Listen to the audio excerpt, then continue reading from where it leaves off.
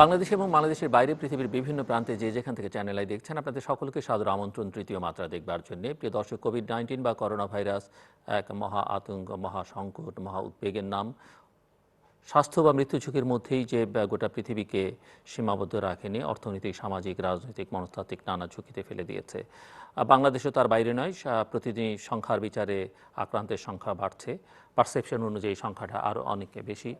মৃতের সংখ্যাও কম বেশি ওঠানামার মধ্যে, কিন্তু এটি এখনও পর্যন্ত শঙ্কাজনক অবস্থায়। অন্যদিকে পরীক্ষা নিরীক্ষার উপরে সবটা নির্ভর করছে, কিন্তু যে পরিমাণ জনসংখ্যার বিচারে যে পরিমাণ পরীক্ষা প্রতিদিন করতে পারা দরকার ছিল সেটি বাংলাদেশ এখনও করতে পারছে না। কিন্তু এরই মধ্যে এই সংকটের মধ্যেই যে সরকারি ছুটি বা লকডাউন পরিস্থিতি ছিল সেগুলোকে অনেকটা স্বাভাবিক করে দেবার সিদ্ধান্ত হয়েছে, এবং সিদ্ধান্তটা হয়েছে জীবিকার বিবেচনা থেকে। জীবন এবং জীবিকার মধ্যে ভারসাম্য বজায় রাখবার এক ধরনের উদ্যোগ হিসেবে আপাতত অনেকের কাছেই বা নীতি নির্ধারকদের কাছেও হয়তো জীবিকাটাই প্রাধান্য পাচ্ছে। এবং সেই জীবিকার আলোচনার মধ্যে অর্থনীতির আলোচনাটা অত্যন্ত গুরুত্বপূর্ণ। বাংলাদেশের অর্থনীতির বিগত কয়েক বছরের চিত্র, সেই সঙ্গে সামনে আগামী অর্থ বছরের বাজেট আছে, এবং কোভিড-19 এই বাজেট বা অর্থনীতির আলোচনাকে হয়তো নতুন মাত্রা দেবে, নতুন নানা বিষয় বিবেচনা করতে হবে, সেই সব প্রসঙ্গ আছে। এইসব বিষয়, এবং এটি যেহেতু একটা বৈশ্বিক সমস্যা, আমরা প্রতিদিনই চেষ্টা করছি বিশ্বের নানা প্রান্ত থেকে নানান জনকে যুক্ত করবার জন্য, বিশেষজ্ঞদের অভিজ্ঞতা বিনিময়ের জন্য। আজকে তৃতীয় মাত্রায় কথা বলবার জন্য, এইসব বিষয় নিয়ে কথা বলবার জন্য দুজন অতিথি আমার সঙ্গে রয়েছেন। ইউক্রেনের রাজধানী কিয়েভ থেকে আমাদের সঙ্গে যুক্ত হচ্ছেন doctor Yaroslav Telesun. Yaroslav Telesun একজন পলিটিক্যাল কনসালটেন্ট, ক্যাম্পেন ম্যানেজার, এবং পিএইচডি করেছেন তিনি পলিটিক্যাল সায়েন্সে। Experience in politics since 2013, main specialization on political consulting, political campaigning, interaction with state authorities and local governments, the media and businesses, representation of Ukraine and foreign clients' interest in the legislative and executive powers, legislative activity. আমাদের সঙ্গে ঢাকার বসুন্ধরার বাসা থেকে যুক্ত হচ্ছেন prime bank লিমিটেডের প্রধান নির্বাহী কর্মকর্তা এবং ব্যবস্থাপনা পরিচালক Rahel Ahmed. Mister Rahel Ahmed and Dr. Yaroslav Telesun, welcome to the program. Mister Rahel Ahmed, আপনাকে দিয়ে আলোচনাটা শুরু করতে চাই যে কোভিড-19 একটা নতুন সংকট, এবং এই সংকটকে অনেকে অর্থনৈতিক ভূমিকম্প হিসেবে বিবেচনা করছেন, এবং বৈশ্বিক অর্থনীতি আসলে চরম বিপর্যয়ের মধ্যে, ঝুঁকির মধ্যে থেকে পরিত্রাণ কবে মিলবে সেটিও এখন নিশ্চিত নয়। অনেকেই দীর্ঘমেয়াদে নানান পরিকল্পনা নানান দেশ নানানভাবে করছে, এবং এই সংকট মোকাবেলার জন্য বেশ কিছু পদক্ষেপ প্রতিটা দেশই নিয়েছে, বাংলাদেশে নিয়েছে। তার মধ্যে স্টিমুলাস প্যাকেজ আছে, এবং বাংলাদেশে আবার এই অর্থনৈতিক প্রণোদনা যেটি, সেটি মূলত ব্যাংকিং চ্যানেলের মাধ্যমে দেয়া হচ্ছে। সো আমি একটু শুনতে চাইবো যে এই প্রণোদনা যেটি দেয়া হয়েছে সেটি নিয়ে নানা রকমের প্রতিক্রিয়া আছে, মিশ্র প্রতিক্রিয়া আছে, ভালো মন্দ সব মিলিয়ে, এবং অনেকেই বলছেন যে সেগুলোর মডালিটিটা এখনো ঠিক করা হয়নি।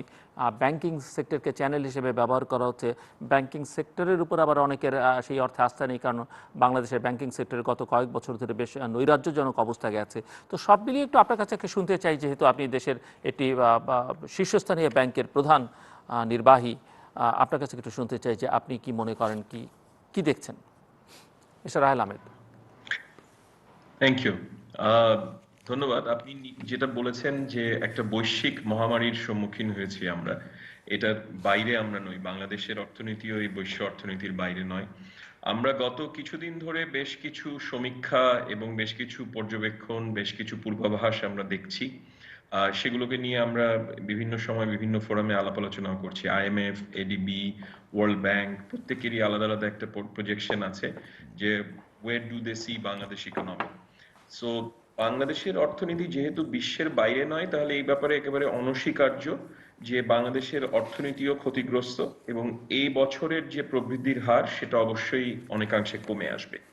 কতটা কমে আসবে সেটা বলবার সময় বোধহয় এখনো পুরোপুরি আসেনি, কেননা ডিউরেশন অফ দি প্যান্ডেমিক এটা কতখানি দীর্ঘস্থায়ী হবে সেইটার উপরে অনেকখানি জিনিস ডিপেন্ড করবে, সেটার উপরে অনেকখানি।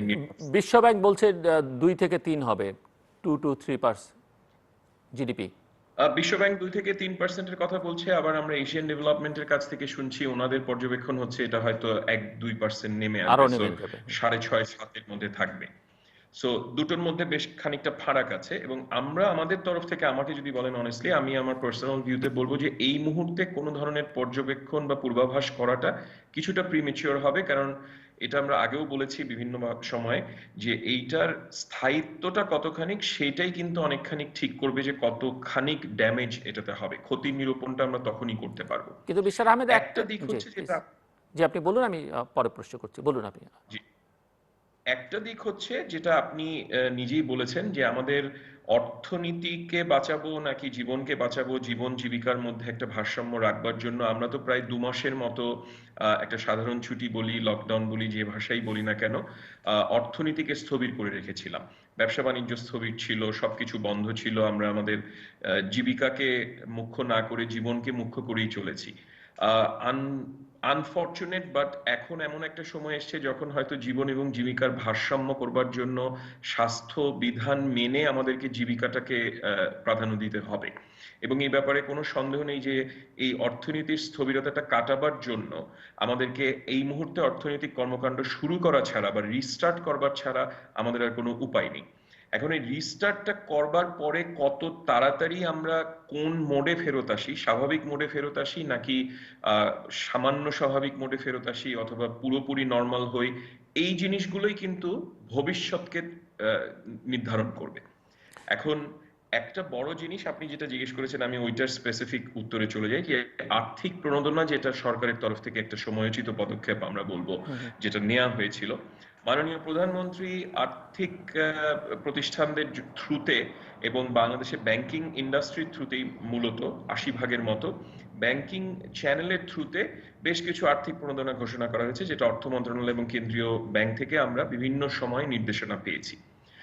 2-3টে স্যালিয়েন্ট ফিচার্স এখানে বলে রাখা ভালো। সেটা হচ্ছে যে আর্থিক প্রণোদনার যে গাইডেন্স বা সার্কুলার গুলো এসছে, এটা যদি একবারে প্রথম অবস্থায় সবার সাথে, সমস্ত স্টেক হোল্ডার্সদের সাথে একটা আলোচনা বা দুটো আলোচনা সবার সাথে সার্বিকভাবে করে একবারে দেয়া হতো, তাহলে হয়তো এই যে আজকে যে দীর্ঘসূত্রিতা নিয়ে আলাপ হচ্ছে, আজকে যে এটার জটিলতা অথবা এটা বুঝতে অসুবিধা হচ্ছে বা এটা ক্ল্যারিটি নিয়ে আলাপ হচ্ছে, এই ক্ল্যারিটি ইস্যুস গুলো হয়তো অনেকখানি কম হতো। এটা অনেকখানি শুরু থেকেই সবার জন্য বুঝতে সহজ হতো। সেকেন্ড আরেকটা জিনিস হচ্ছে যে প্রথম থেকে কিন্তু এখন পর্যন্ত সার্কুলারে খুব স্পষ্টভাবে একটা কথা বলা আছে, ব্যাংকার কাস্টমার সম্পর্কের ভিত্তিতে এই জিনিসটি দেয়া হবে। তার মানে সম্পূর্ণ ক্রেডিট রিস্ক ব্যাংকের ঘাড়ে। আপনি নিজে একটু আগে আপনার বক্তব্যে যেটা বলেছেন অত্যন্ত সঠিকভাবে, যে ব্যাংকিং খাত কিছুটা চ্যালেঞ্জের ভেতর দিয়ে গত কয়েক বছর ধরেই যাচ্ছে, এবং বাংলাদেশের ব্যাংকিং খাতের সবচেয়ে বড় চ্যালেঞ্জটা হচ্ছে নন পারফর্মিং লোন। এখন যেখানে আমাদের অ্যাভারেজ যদি আমরা ধরি যে 10%-এর মতো, যেটা সার্বিকভাবে ইন্ডাস্ট্রির অ্যাভারেজ নন পারফর্মিং লোন আছে, সেইখানে আমি যখন আজকে একটা ক্ষতিগ্রস্ত শিল্পকে বা উদ্যোক্তাকে আমি হেল্প করতে যাব, প্রণোদনার টাকা দিয়ে আমি হেল্প করছি, সেখানে লিকুইডিটি সাপোর্টটা কিন্তু আমাকে প্রথম অবস্থায় কিছুটা ক্ল্যারিটি অভাব ছিল, পরবর্তীতে সুন্দরভাবে বেশ কিছু পদক্ষেপ নিয়ে যে ফান্ডিংটা বা লিকুইডিটির সাপোর্টটা, সেটা সেন্ট্রাল ব্যাংক আমাদেরকে জি প্রদান করেছে বেশ কিছু পলিসি অ্যাডজাস্টমেন্টের মাধ্যমে এবং সরাসরি লিকুইডিটির মাধ্যমে।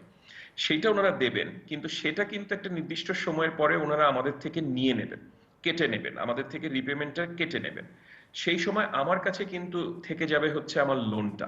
এবং আমি অ্যাজ আ ব্যাংকিং ইন্ডাস্ট্রি, আমি কিন্তু I work as a financial intermediary between the depositors and the বরোয়ার্স।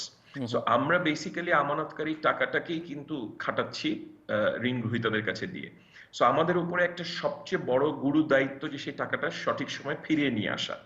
এখন সেন্ট্রাল ব্যাংক আমাকে যে লিকুইডিটি সাপোর্টটা দেবেন, সেটা আমার থেকে উনি নিয়ে যাবেন, সময় মতো কেটে নিয়ে যাবেন, কিন্তু আমাকে কিন্তু আদায় করে আনতে হবে আলটিমেটলি ওই ঋণ গ্রহীতার কাছ থেকে। রাইট। এখন একটা স্বাভাবিক সময়ে যিনি ব্যবসা করে টাকা ফেরত দিতে পারেন, এখন সময়টা অস্বাভাবিক, ওনার ব্যবসার গতি প্রকৃতি আগের মতো নেই।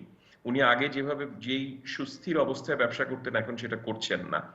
সেই সময় ওনাকে আমি টাকাটা দিয়ে ফেরত আনতে পারবো কিনা এবং সেখানে সম্পূর্ণ ঝুঁকিটি আমার কাঁধে, আমাকে কিন্তু সেক্ষেত্রে অনেক বেশি নিগুড়ভাবে সেটা পর্যালোচনা করতে হচ্ছে। আমাদের ডিউ ডিলিজেন্সটা ইজ মোর ডিটেইলড নাও। এটা হচ্ছে বৃহৎ শিল্পর ক্ষেত্রেও জি যেরকম খাটে, সেরকম ভাবে এমএসএমইর ক্ষেত্রেও খাটে। এবং এমএসএমই আমরা সহজেই বলতে পারি যে যে কোনো ইকোনমিতে এমএসএমই যেরকম একটা বড় ফাউন্ডেশনের কাজ করে, একটা বড় পিলার, বাংলাদেশের ইকোনমিতে 70% to 75% contribution is through the MSMEs. ঠিক সেই রকম ভাবে এই ধরনের একটা অর্থনৈতিক মন্দার সময় বা যখন আর্থিক পরিস্থিতি খারাপ হয়, ব্যবসা বাণিজ্যের অবস্থা স্থবির হয়ে যায়, তখন কিন্তু এমএসএমইরাই সবচেয়ে বেশি ক্ষতিগ্রস্ত হয়। তারা ফ্রন্টে থাকে, প্রথম ধাক্কাটা তাদের উপরে লাগে, তাদের শক অ্যাবজর্পশন ক্যাপাসিটিটা অনেক কম হয়। এই ক্ষেত্রেও সম্পূর্ণ ঝুঁকিটি ব্যাংকের কাঁধে।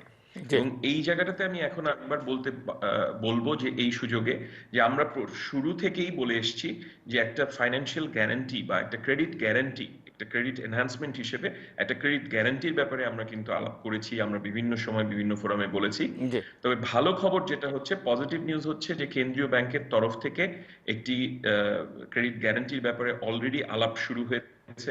ওনারা একটা মোডাস অপারেন্ডি করেছেন, ড্রাফট ফর্মে আছে, খসড়া ফর্মে আছে, আমরা বেশ কিছু ব্যাংকের সঙ্গে ওনারা শেয়ার করেছেন।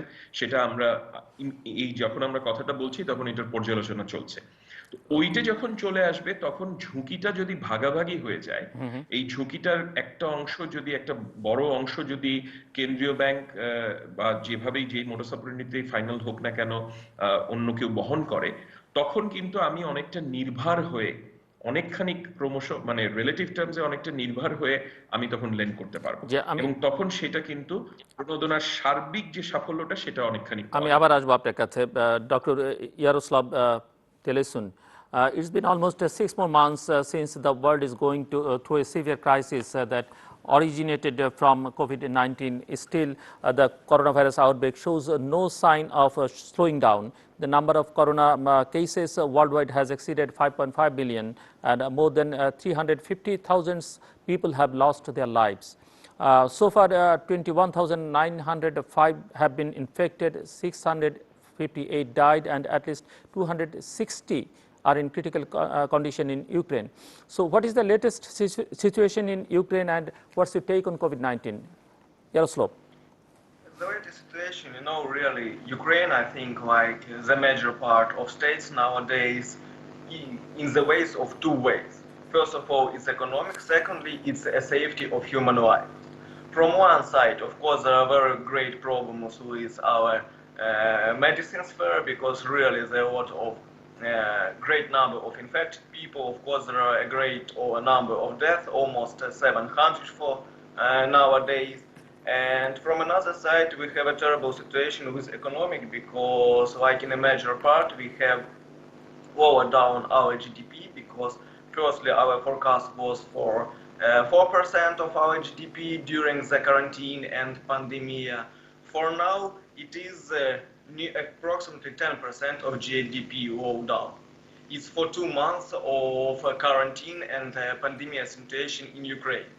Of course, our government tried to find a new way how to merge and to find like any definition and like an instrument how to solve this problem, how to merge from one side economic safety, from another side safety of human lives.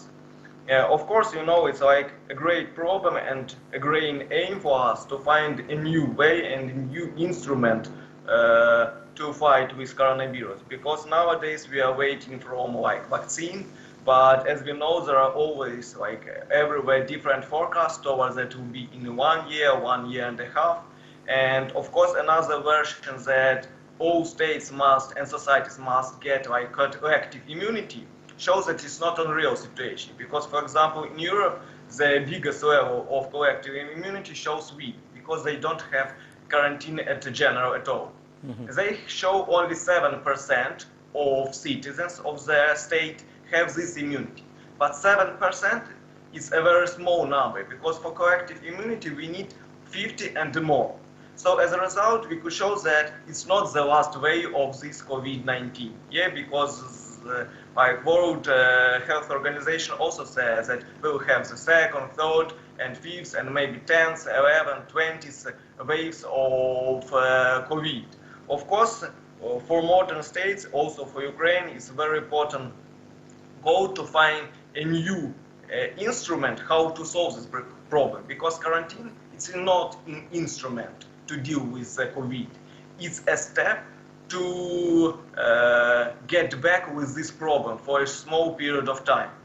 And we are talking about an instrument. Today, during this quarantine, because in Ukraine we have a very strict quarantine, almost for 2 months there were closed all shops, malls, even public transport was closed too, because we don't have for this period underground, we don't have buses, etc. Only from the beginning of this week we can use this public transport.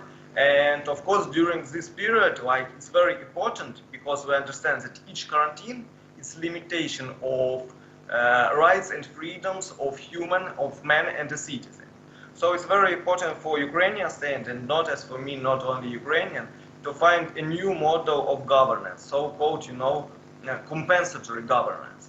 Because from one side, state limited our freedoms and rights. From another, they must give something else during this period when we limited these rights. It could be like an instrument for a small period of time, but as we know, this problem with pandemic situation will going and going. Not for 1 month, I think that we could see not like the second, as we saw, the third wave, not only in October, September, even in the summer. So we must prepare that we, for maybe in a half a year, we will live in this situation of coronavirus, of pandemic situation currently. And of course, it's very important to find the ways how to deal with it. Yaroslav, Ukraine is one of the Europe's poorest countries with an outdated and underfunded healthcare system that only spends 7% of its GDP on the healthcare sector. So with such a fragile health sector, is it possible to prevent the spread of epidemics like corona? And what are the major bottlenecks in Ukraine to reform healthcare? As for me, for this time, no state could deal with corona. Yeah, we see that all states have problem with a great number of and some of GDP in medicine sphere and with a small one. For example, nowadays, of course, in Ukraine, our authority, our power makes near 10,000 tests every day. And of course, it's a very small number. We need more. For example, if we compare with UK, we can see 100,000 tests every day. Of course, when we're talking about Ukrainian citizens, because in Ukraine live 42 millions of people, 10,000 tests each day, it's a very small number. Of course, to fight with this illness, we must do it more. And the system of medicine must be more powerful, because it's not ready for so terrible desire like corona. Of course, we have a great problems, and nowadays, from the 1st of April, we have like a reform of our medicine. It was the second step. And when we have these two problems at the same time, from one side, the second step of our medicine reform, and from another, the world pandemic, of course, we have a lot of great problems in the medicine sphere now. Of course, with the help of these very strict rules of quarantine, we could freeze this problem for a small period of time. But as I said, we can predict that in a month too, the situation with pandemic, the second wave will return, and of course our medicine system will be in a very difficult situation. It's difficult now, and I think it will be more difficult in autumn. Mister Rahel Ahmed, আপনি আপনার আলোচনার শুরুতেই আলোচনাটা যখন করছিলেন, আপনি শুরুতেই প্রবৃদ্ধির বিষয়টি নিয়ে এসেছিলেন, এবং আমরা অর্থনীতি নিয়ে যখনই আলোচনা করি, প্রবৃদ্ধিটা আলোচনার মধ্যে খুবই গুরুত্ব পায়, বাজেট আলোচনা সবসময় পায়, সামনেও হয়তো এই আলোচনাই করতে হবে আমাদের। কিন্তু কোভিড-19কে এটা প্রমাণ করলেও না বিশ্বব্যাপী যে প্রবৃদ্ধি কেন্দ্রিক যে উন্নয়নের ধারণা, সেটি আসলে মানুষকে খুব একটা, সাধারণ মানুষকে, নাগরিকদের খুব একটা কল্যাণ করে না। অনেক দেশের সরকার প্রধান, আমরা যদি নিউজিল্যান্ডের প্রধানমন্ত্রীর কথাও বলি, তিনিও বলছেন যে আসলে এই উন্নয়নের ধারণা একটা ভ্রান্ত ধারণা, অথবা সেটি মানুষের জন্য সুখকর বা কল্যাণকর নয়। কারণ মানুষের স্বাস্থ্য, জনস্বাস্থ্য, বিশেষ করে শিক্ষা, এই জায়গাগুলোতে আসলে প্রবৃদ্ধি মনোযোগ দেয় না। প্রবৃদ্ধির হিসেব নিকেশ নিয়ে অনেক গোজামিল আছে, যেভাবে সেটাকে প্রজেক্ট করা হয়, তারপরে এর ডিস্ট্রিবিউশন, অর্থাৎ সুফলটা বিতরণ কিভাবে করা হচ্ছে, কিভাবে মানুষের মধ্যে যাচ্ছে, সেটিও প্রশ্নের মুখে। তো আপনার কাছে একটু শুনতে চাই যে আপনি যেহেতু অর্থনীতির একেবারে মূল যে চালিকা শক্তিগুলো, তার একটি অন্যতম শক্তির সঙ্গে আপনি নিবিড়ভাবে যুক্ত, আপনি কি মনে করেন? দেখুন, কোভিড তো আসলে আমাদেরকে জীবন সম্পর্কে অনেক নতুনভাবে বা ভিন্নভাবে চিন্তা করতে শিখিয়েছে, টু বি ভেরি অনেস্ট। শত বছর ধরে আমরা যেভাবে জীবনযাত্রা চালিয়ে এসেছি, যেভাবে কখনো চিন্তাই করিনি আজ পর্যন্ত যে ঘর থেকে বেরোতে পারবো না, লিফটের বাটন চাপতে পারবো না, চেয়ারের হাতলে হাত রাখলে চমকে উঠতে হবে, আহ, এই জাতীয় চিন্তা ভাবনা কখনোই ছিল না। সো কোভিড আমাদেরকে ভিন্নভাবে দেখতে শিখিয়েছে। আর প্রবৃদ্ধির হার নিয়ে যেটা আপনি বললেন, প্রবৃদ্ধির হারটা তো আসলে এটা একটা একক, মানে এটা একটা, ইটস এ রেফারেন্স মার্কার। এইটাই যে সবকিছু তা তো না। প্রবৃদ্ধির হারটা দিয়ে জিডিপি কতটুকু গ্রো করছে না করছে সেটা দিয়ে আমরা একটা উন্নয়ন বা অবনয়ন, যেটা অবনমন যেটাকেই বলি না কেন, দুটোকেই ধরবার জন্য বা বুঝার জন্য একটা শুধুমাত্র একটা সিম্পল রেফারেন্স মার্কার। হুম আপনি যে কথাটা বলেছেন যে আজকে কোভিড এর কারণে হয়তো আমরা স্বাস্থ্য খাতে আমাদের কি অবস্থা বা উন্নয়ন, গরিব মানুষের উন্নয়ন বা সামগ্রিক জনগোষ্ঠীর উন্নয়নে কতখানি ডিস্ট্রিবিউশন অফ ওয়েলথ হচ্ছে বা তার জীবনযাত্রার কতখানি উন্নত হচ্ছে, সেইটা আমরা একটা পরিষ্কার চিত্র ফুটে উঠেছে সেটা দেখতে পাচ্ছি। এখন আমাকে pardon me saying so, but আজকে আমার মার্কিন যুক্তরাষ্ট্র, যেটি পৃথিবীর সর্বোচ্চ উন্নয়নকামী একটি দেশ বা উন্নত একটি দেশের একটি, সেখানে যখন আমি শুনি আজ থেকে 2 মাস আগে যে থার্মোমিটার ফার্মেসিতে পাওয়া যাচ্ছে হুম না, হুম প্যানাডলের মতন সাধারণ ওষুধ, ওভার দ্য কাউন্টার ড্রাগ শেষ হয়ে যাচ্ছে, সেখানে N95 মাস্ক নেই, সেখানে কিন্তু আমি কোনো রেফারেন্স হিসেবে বা তুলনামূলক চিত্র হিসেবে আমি বলবো না যে তাহলে তো আমি বাংলাদেশ হিসেবে ভালো আছি। এটা আমি বলবো না। আমি কেন এই জিনিসটা বলছি, যে এইটা এক একটা দেশ, তার জনগোষ্ঠী, তার সামাজিক যে বিন্যাস বা তার সামাজিক কাঠামো এবং তার যে বিভিন্ন প্রায়োরিটি, সেটা economic, political, socio economic, socio political, বিভিন্ন প্রায়োরিটির ভিত্তিতে কিন্তু সে তার সম্পূর্ণ বিন্যাসটা করে থাকে। এখন মার্কিন যুক্তরাষ্ট্রের স্বাস্থ্য ব্যবস্থাও যেখানে ভঙ্গুর, যুক্তরাজ্যের স্বাস্থ্য ব্যবস্থা যেখানে ভঙ্গুর, ও ইউরোপের বিভিন্ন দেশের স্বাস্থ্য ব্যবস্থা যেখানে আমরা ভঙ্গুর দেখেছি, সেখানে বাংলাদেশের এই ঘনবসতিপূর্ণ দেশে, এই দরিদ্র সীমার থেকে মাত্র আমরা বেরিয়ে উন্নয়নশীল দেশ থেকে আজকে মধ্যম আয়ের দেশে এসেছি গত 10 বছরের একটা যাত্রার পরে, সেইখানটাতে আমাদের কোন জায়গাটাতে কতখানি ডিস্ট্রিবিউশন হতে হবে সেইটা হয়তো এখন এই ধাক্কায় আমরা আরেকটু বেটার শিখতে পারবো। এটা একটা জার্নি, এবং ওই জার্নিতে আমরা একটা হোঁচট খেলাম, একটা বড় রকমের একটা স্পিড ব্রেকার বলেন অথবা একটা বড় টার্ন এসছে, এই টার্নে এসে আমাকে কিন্তু আমার গতিপথটাকে আবার একটু রিরাউট করতে হবে, আমাদেরকে বুঝতে হবে যে আমরা কোন জায়গাটাতে কতটুকুন করব। জি এখন শুধুমাত্র অর্থনৈতিক প্রবৃদ্ধি দিয়ে তো হয় না, এটার পেছনের যে কাঠামোগত যে সাপোর্টিং ফাংশন গুলো, যেমন হুম আপনি হুম বলেছেন যে রাইট আমরা ব্যাংকিং ইন্ডাস্ট্রি। হুম হুম এখন আমি অর্থনীতিবিদ নই, আমি অর্থনীতির সম্পূর্ণ সামগ্রিক ব্যাপারটা নিয়ে কথা বলবো না, আমি শুধু ব্যাংকিং ইন্ডাস্ট্রির কথা বলবো।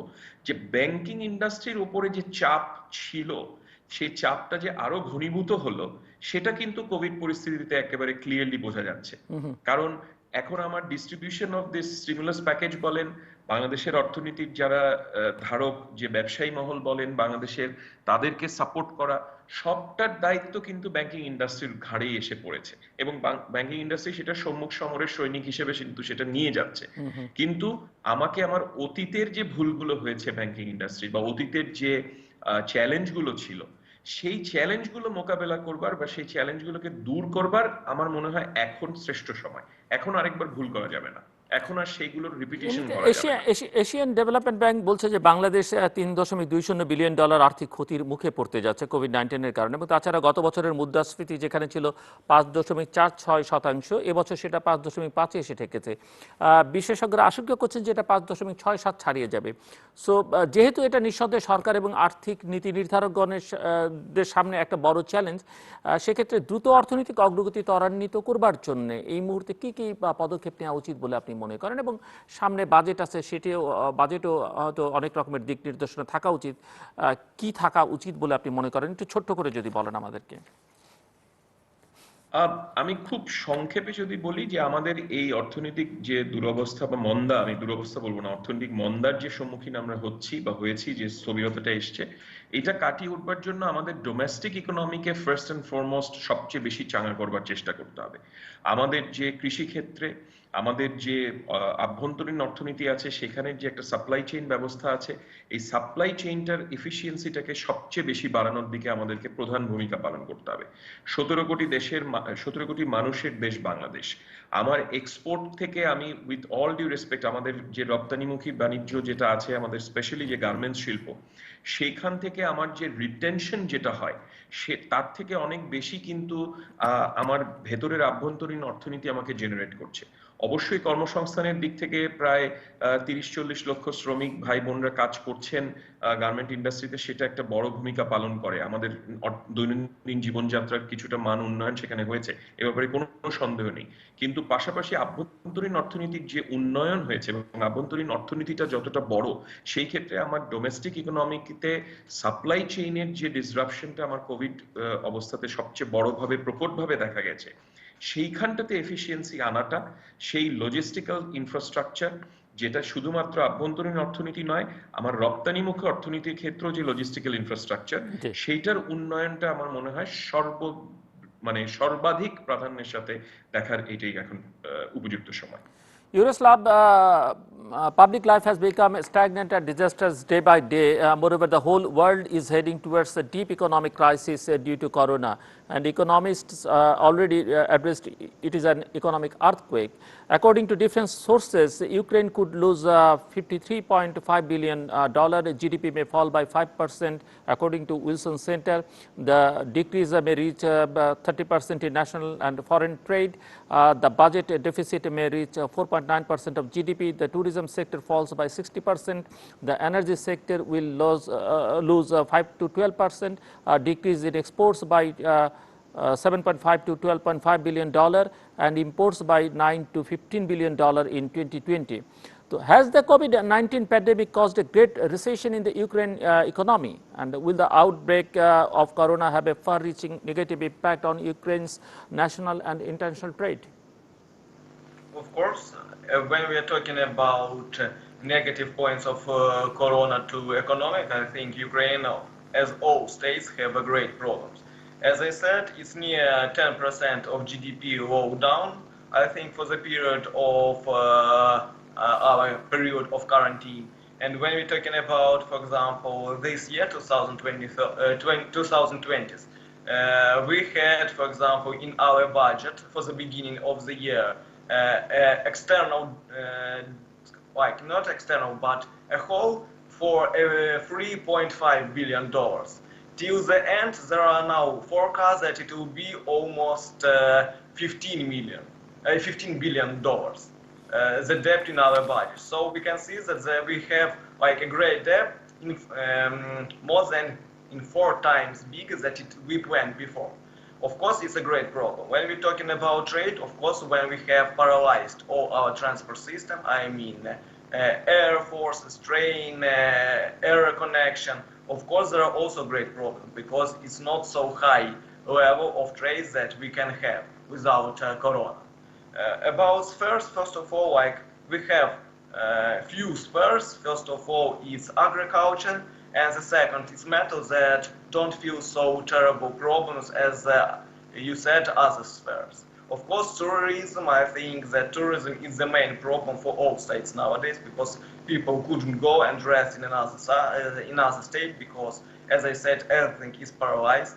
And it's, in this case, we're talking not about only Ukraine, but also about Europe because the same situation. Nowadays, in Europe, there are 3 potential for the last month of summer to go for holidays for people, but at the same time there are no restrictions only for citizens of European Union states.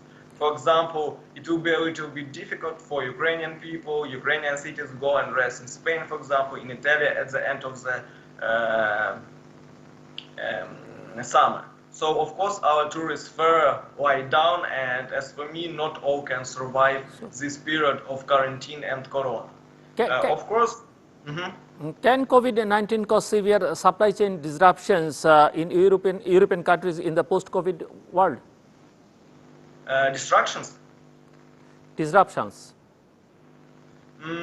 I think theoretically, yes, of course, because now I see that, for example, this week Euro Commission suggested their plan how to deal with COVID and with this pandemic. As a result, this plan don't like all states members of European Union. Of course, they have a very great debate toward it because this system will help not proportional for all members of European Union. Of course, it creates a new fight towards this budget, towards this helpness from European Union. Of course, there will be misunderstandings toward different members of European Union, and of course, it can have not only economic but political consequences for European Union in general. Yaroslav, Ukraine has an export-oriented economy, and with the stagnation of international markets, the demand for Ukrainian exports, not least agricultural products and metals, have plummeted. Which strategies the government should follow to ensure business growth? Yeah, of course it must be, but you know the main problem where to take money to insure our business. Because when we're talking about a rich state, of course they have a possibility and because they have a great resource. For example, this year United Kingdom will have the biggest external debt for 100 years. It will be more than $400 billion. Of course, in the case of Ukraine, we couldn't increase our external debt. Of course, we don't have the same great resources and possibility from state for our government to support our business. Of course, there are some programs to support, first of all, small and middle business, because in general, when we're talking about a big business, it's not so bad situation in Ukraine, because as you said, it's like oriented on trade and firstly connected with metal and with agriculture. But when we're talking about a small and middle business, of course, there are great problems, and our state and authority try to deal with some new programs which will help these fairs and this business. But frankly speaking, I think that this program won't help everyone because the number of money is very limited. Mister Rahel Ahmed, আমরা জানি যে বিভিন্ন report অনুযায়ী অর্থের সংস্থানের জন্য বাংলাদেশ সরকারকে পুরোপুরি অনেকটাই বলা যেতে পারে ব্যাংকিং খাতের উপর নির্ভরশীল, এবং প্রতি বছরই যে সরকার আমরা জানি ঋণ করে নানান ব্যয় মেটাবার জন্য, তার মধ্যে এই বছরের যে বাজেট ধরা হয়েছিল তার অর্ধেকটাই মানে অর্ধেক বছরের মধ্যেই তার পুরোটা প্রায় নিয়ে নেওয়া হয়েছে। সো একটু আমাদেরকে আপনি বলবেন যে এই অবস্থা যদি চলতে থাকে সেটি তো ব্যাংকিং খাতের জন্য সুখকর না, এবং এমনকি সরকারের জন্যও সুখকর নয়। সো এই অবস্থা থেকে আসলে পরিত্রাণের উপায় কি একটু বলবেন আপনি আমাদেরকে? এই ক্ষেত্রে আসলে যেটা হয়েছে যে এখন কোভিড পরবর্তী পরিস্থিতিতে আমার মনে হয় এই জিনিসটা রিভিজিট করবার একটা সুযোগ আছে, বিকজ আমাদের যে প্রায়োরিটি আছে সেই প্রায়োরিটি অনুযায়ী যে গভর্নমেন্টের মেগা প্রজেক্টস অথবা গভর্নমেন্টের বিভিন্ন যে সমস্ত প্রজেক্টস গুলো আছে যেটার ব্যয় নির্বাহ করবার জন্যই ব্যাংকিং সেক্টর থেকে এর আগে বড় করেছে গভর্নমেন্ট, সেই জায়গাটাতে আমার মনে হয় এখন দেখবার সময় আছে। অত্যাবশ্যকীয় প্রজেক্ট ছাড়া বাকি সব প্রজেক্ট গুলোতে অর্থের সংস্থান করবার মতো অবস্থা না থাকলে হয়তো সেই প্রজেক্টগুলোকে কিছুটা হলেও পিছিয়ে দিতে হবে, সেগুলোকে ডেফারমেন্টে যেতে হবে। তো এই প্রায়োরিটিটা সেট করবার ইয়েটা কিন্তু দায়িত্বটা কিন্তু সরকারের উপরে, এবং ওনারাই ভালো বলতে পারবেন যে কোনটি কতখানি গুরুত্বপূর্ণ। কারণ এখন কোভিড পরবর্তী পরিস্থিতিতে এই ব্যাপারটা সম্পূর্ণভাবে অনস্বীকার্য যে ব্যাংকিং মার্কেটের যে লিকুইডিটি, সেই লিকুইডিটিটা কিন্তু আমাদেরকে বজায় রাখতে হবে এবং এটাকে ফার্দার আরো স্ট্রেংথেন করতে হবে। কেন আমাদেরকে মাথায় একটা জিনিস রাখতে হবে যে এই সময় যখন অর্থনৈতিক একটা মন্দা চলছে, যখন একটা স্থবিরতা এসছে, তখন কিন্তু সাধারণ মানুষ তার অনেকেই না নিজের যে স্থায়ী যে মূলধন হিসেবে যে পুঁজির টাকা আছে অথবা ব্যাংকে জমানো টাকা আছে সেইটা ভেঙে কিন্তু এখন তারা অনেকে কাজ করছেন, এবং এখন অর্থনীতির চাকাতে বিভিন্ন যে একটা সার্কুলেশন সেটা আগের চেয়ে অনেকাংশে কম হবে রিলেটিভলি। সো যেই সময়টা পর্যন্ত আমরা আবার পুনরায় আমাদের সেই প্রি কোভিড অবস্থাতে ফেরত যেতে না পারি, ততদিন কিন্তু আমরা যদি ব্যাংকিং সেক্টরের লিকুইডিটির উপরে চাপ সৃষ্টি হয়, সেটা কখনোই সার্বিক অর্থনীতির জন্য, প্রাইভেট সেক্টরের গ্রোথের জন্য অথবা প্রাইভেট সেক্টরকে ঘুরে দাঁড়ানোর জন্য যে দরকারটা সেটা কার্যকরী হবে। এবং সেই ক্ষেত্রে এর বাইরে যে খেলাপি ঋণ ছাড়াও ব্যাংকিং খাতে নানা রকমের, এখনো যদি আমরা পত্রিকার পাতায় ঘাঁটি দেখবো যে প্রতিদিনই নানান রকম খবরাখবর, যেটা কোনোটাই আসলে আনন্দের নয়, এবং ব্যাংকিং খাত ঘিরে নানা রকমের নৈরাজ্য আছে, এবং সেটি আসলে অর্থনীতির অন্যান্য খাতকে নানাভাবে প্রভাবিত করছে। সো এই জায়গায় অর্থনীতিবিদরা বারবারই বলছেন যে এইসব প্রতিষ্ঠানে বিশৃঙ্খলা ঠেকাবার জন্য সরকার এবং নিয়ন্ত্রণ সংস্থার প্রতি যদি এখনই চাপ সৃষ্টি না করা যায়, তাহলে সংকট নিরসনে আসলে কোনো কার্যকর ব্যবস্থাই গ্রহণ করা যাবে না। সো আপনি কি মনে করেন কিনা এই রকম পরিস্থিতি, বিশেষ করে এই কোভিড-19 এই সময়টাতে সরকার বা নীতি নির্ধারণী মহলের উপরে কোনো চাপ সৃষ্টি করা সম্ভব, বা সেই চাপটা কিভাবে করা যাবে? কাজটা আসলে তাদেরই করতে হবে।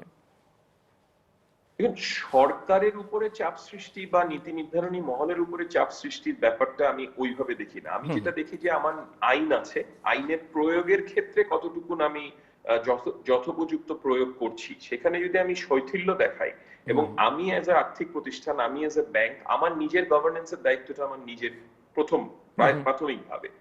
এখন এইটা এসে আমাকে কেউ একজন হয়তো আমার পেছন থেকে ছড়ি দিয়ে দেখবেন যে আমি ঠিক মতো করছি কিনা, সেইটা দেখার যে দায়িত্ব তাকে ঠিকভাবে দেখতে হবে, কিন্তু প্রাথমিক দায়িত্বটা আমি ব্যাংক, আমাকে আমার গভর্নেন্স ঠিক করতে হবে। এখন এই যে ব্যাংকিং খাতকে ঘিরে যে একটা সবসময় একটা সংশয়, গত কয়েক বছর ধরে একটা দ্বিধা, একটা সংশয়, এখানে কিছু একটা নৈরাজ্য হচ্ছে, এইটাও আমি মনে করি it's too much of a negative publicity. কারণ আমরা ব্যাংকিং খাতের ক্ষেত্রে কিন্তু যথেষ্ট ভালো ভালো কাজ হচ্ছে গত কয়েক বছরে। দেশের যে অর্থনীতির যে উন্নতি হয়েছে তার বিশাল একটা দায়িত্ব কিন্তু ব্যাংকিং খাতের উপরেই বর্তায়, এবং বিশাল একটা প্রশংসার দাবিদারও ব্যাংকিং খাত। আমরা কিন্তু পাশাপাশি প্রাইভেট সেক্টর, পাবলিক সেক্টরের হাত ধরে আমরাই কিন্তু সেই অগ্রণী ভূমিকা পালন করেছি, এবং বাংলাদেশের প্রাইভেট কমার্শিয়াল ব্যাংক কিন্তু আপনার অলমোস্ট 70 to 80% আপনার এই ক্রেডিট গ্রোথটাকে সাপোর্ট করছে প্রাইভেট সেক্টরে। পাশাপাশি যেটা হয়েছে যে আপনি ফাইন্যান্সিয়াল ইনক্লুশন থেকে শুরু করে বিভিন্ন যে আজকে গ্রামীণ অর্থনীতিতেও যে একটা ভূমিকা এবং একটা বড় ভূমিকা, সেই ভূমিকাটাও কিন্তু ব্যাংকিং সেক্টর পালন করছে।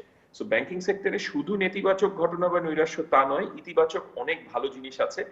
দু একটা বিচ্ছিন্ন কিন্তু সাইজে বড়, ভলিউমে বড়, এই ধরনের কিছু নেতিবাচক ঘটনা ঘটে বলে আমাদের সেই জিনিসটা অনেক বেশি মাত্রায় সেটাকে আমাদের চোখে পড়ে। কিন্তু সেই ক্ষেত্রে আমি যেটা বলবো, সার্বিকভাবে গভর্নেন্সের প্রাথমিক দায়িত্ব আর্থিক প্রতিষ্ঠানের, তারপরে রয়েছে আমার রেগুলেটরি যিনি বডি আছেন, তাকে সেইখানটাতে আইনের যথাযথ প্রয়োগটা করতে হবে। Dr.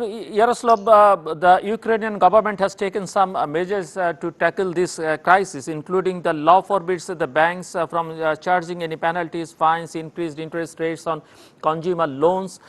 Implementation of the law on mandatory installation of cash register for businesses is postponed for 3 months till January 1, 2021. Additional tax relief, rollback on relief for the land tax and real estate tax, statutory relief for tenants, suspension of customs audits until June 30th, 2020, limits for single taxpayers raised, temporary restrictions on the export of goods are cancelled.